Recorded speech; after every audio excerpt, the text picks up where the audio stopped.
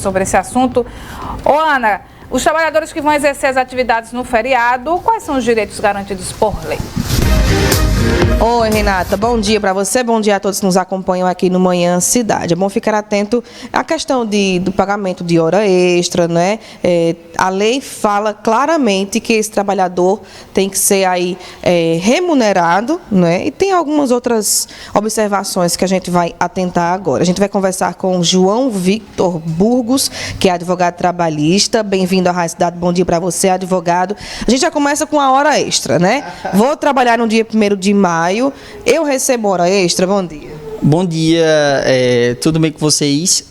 Primeiramente, gostaria de parabenizar todos os trabalhadores aí, a massa da nação brasileira e mundial, na realidade. A hora extra, sim, ela é paga em dobro no feriado e em final de semana, e no feriado ela é paga em dobro. Então, se no dia convencional, no dia comum, a gente recebe 50% de uma hora extra, no feriado, e principalmente no dia 1º de maio, que é o considerado Dia Mundial, o Dia Nacional do Trabalhador, ela é paga duplicada, ela é paga 100% proporcional ao dia do trabalho. Já é um ponto, né? Então, quais são as outras observações que a lei traz em relação ao Dia do Trabalho? As observações são várias. Na realidade, é tratado aqui no Brasil como mais um feriado comum, digamos isso.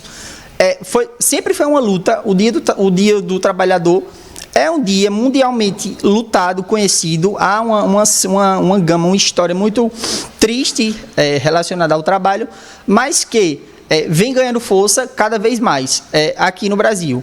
Esse primeiro dia aí, o primeiro dia de maio, o Dia do Trabalhador, ele tem sim, ali nós temos algumas vedações, que é ali partindo da CLT, que é o artigo 69, 68, 69 e 70, que ele veda ali algumas atividades essenciais, que devem sim ser trabalhadas.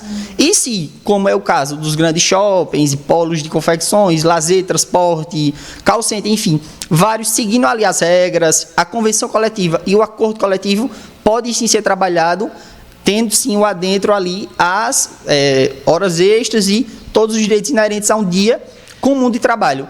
Claro que nesse dia o dia de trabalho é duplicado, ou seja, ele ganha o dobro do salário integral.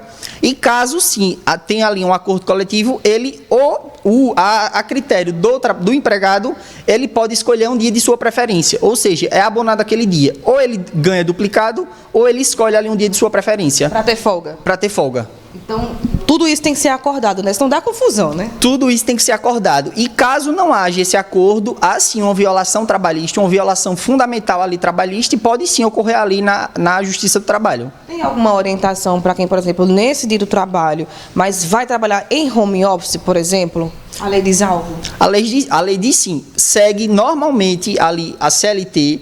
Se você atentou, se você comprovou que trabalhou normalmente ali a hora que tratado no seu acordo, você tem sim direito ali a todos os direitos inerentes na legislação.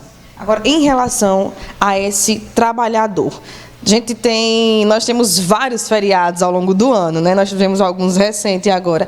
Eu posso trabalhar todo feriado ou isso também tem que ser acordado? Um trabalho um feriado agora, o outro não trabalho, tem que ter aquela escala com a equipe? Isso tudo é acordado. Pode sim ser trabalhado todo feriado, isso não há nenhuma vedação, contudo que haja sim essas compensações, seja ela do salário do dia de trabalho duplicado, seja ela da compensação de hora do dia, a preferência do dia, ou ainda banco de horas, se o empregado e o empregador ali concordarem. No caso, se esse empregador não seguir realmente as recomendações, não observar direitinho, tem que ter o comunicado, né, às instituições. O Sindiloja, por exemplo, aqui na cidade de Caruaru, né? Em Caruaru, que vai funcionar, ele pode ser multado, penalizado por isso? Pode sim ser multado, infracionado, e o trabalhador pode sim procurar ali a Justiça do Trabalho para tentar sanar. O ponto principal é tentar acordar junto com o empregador. Mas caso não funcione, ali ele pode incorrer na Justiça do Trabalho. Muito bem. Existe alguma outra orientação para esse dia do trabalho? A gente já falou da importância do trabalhador, não é? Que é um dia, como você colocou, histórico, de muita luta. É um dia de descanso. A lei trabalhista, Renato e ouvintes, proíbe a questão do trabalho nesse dia. Mas, como você bem colocou, né, advogado João, existem as exceções. Então, no mais, é parabenizar, né, a todos. Parabenizar isso aí a todos os trabalhadores e aqueles também, e homenagear ainda mais aqueles que estão trabalhando aí no dia no seu dia, no dia do trabalhador, e dizer que fique atento aí a seus direitos, o duplo grau de salário do dia, você tem direito aí ao salário, ao dia duplicado, a compensação desse dia, caso você prefira, ou ali ao banco de horas. Caso não ocorra, aí sim é uma violação do seu direito trabalhista. Ele procura quem, assim? Tem gente que às vezes nem está atento a isso, mas procura o quê? Um advogado? O Ministério do Trabalho? Primeiramente, o ponto principal é procurar a empresa para dizer que assim houve uma violação. Segundo ponto, o direito trabalhista, ele tem um princípio chamado jus postulandi, ou seja, na reclamação trabalhista, o próprio empregado pode procurar a Justiça do Trabalho e fazer essa reclamação. Então, ou ele procura a empresa, ou vai o juiz postulante, que é ele próprio na Justiça do Trabalho, ou ainda assim procurar um advogado. Muito bem. Então, fiquem atentos aos seus direitos, principalmente o trabalhador aí, né? E tudo tem que ser acordado, viu, minha gente? Não adianta ficar de boca a boca com o empregador, porque não dá certo. No fim das contas, quem perde é o trabalhador. Renata. Obrigada, Ana. De boca só beijo. 9h02 aqui na sua rádio.